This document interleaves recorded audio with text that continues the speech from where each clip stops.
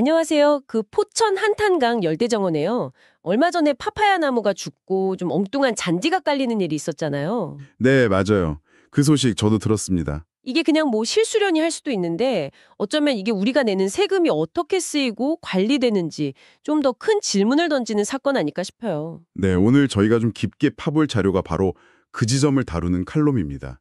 포천시의 조경관리 시스템, 이거 근본적인 문제가 있다. 이제 혁신이 필요하다. 이렇게 강하게 주장하더라고요. 아, 시스템 문제요? 네, 왜 자꾸 이런 비슷한 일이 반복되는지, 그럼 뭘 바꿔야 하는지 그 분석이 담겨 있어요. 사실 저도 그런 생각 가끔 하거든요.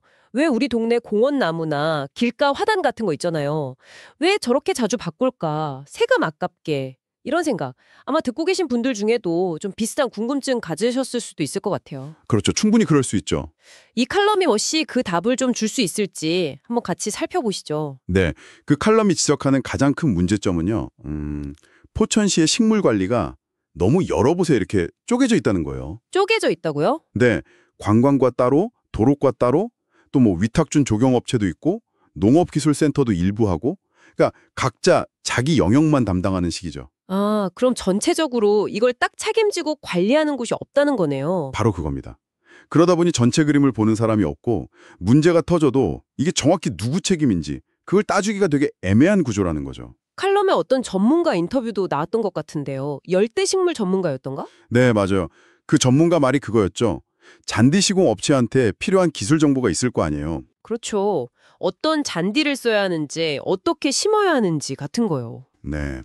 그런 정보가 제대로 공유가 안 됐다. 그래서 결국 현장에 따로 놀고 잘못된 시공으로까지 이어졌다. 뭐 이런 얘기였어요. 아, 결국 부서 간에 이렇게 벽이 있으니까 현장에서는 혼란스럽고 결국에는 예산만 낭비되는 그런 악순환이네요. 정확합니다.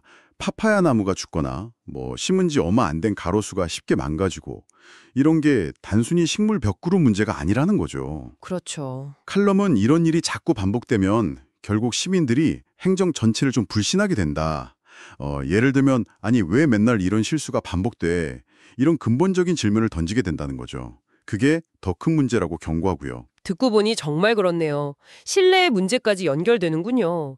그럼 이 칼럼, 문제만 지적하고 끝나는 건 아닐 테고 해결책도 제시했겠죠? 그럼요. 아주 구체적인 대안을 내놨습니다. 포천시의 모든 식물 관련 업무요.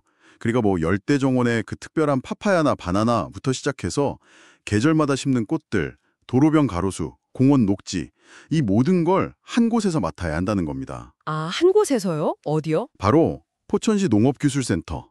그중에서도 기술보급과가 이걸 다 총괄해야 한다고 주장해요. 오, 농업기술센터 기술보급과.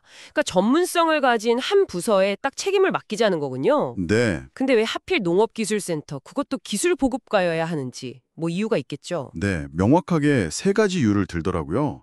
첫 번째는 역시 전문성입니다. 전문성이요? 네, 식물 생리나 토양, 병해충 관리, 또 요즘 중요한 기후변화 대응까지 이런 식물 관련 전문 지식이나 경험이 포천시 내에서는 그 기술 보급과가 가장 깊다는 거죠. 두 번째 이유가 바로 지속 가능성이에요. 이게 무슨 단기 프로젝트 완수하고 끝낼 일이 아니잖아요. 장기적으로 꾸준히 봐야 하니까 지속적인 기술 지원이랑 관리가 가능한 곳이 맡아야 한다는 논리죠. 일리 있네요. 그럼 마지막 이유는 뭔가요? 마지막은 책임의 명확성입니다. 관리 주체를 딱 하나로 정해놓으면 나중에 문제가 생겼을 때 원인 찾기도 빠르고 개선책 마련하는 것도 훨씬 효율적이겠죠. 아, 더 이상 뭐 여러 부서 사이에서 서로 우리 책임 아니다. 이렇게 미루는 일이 없도록 하자는 거네요. 네, 바로 그거죠.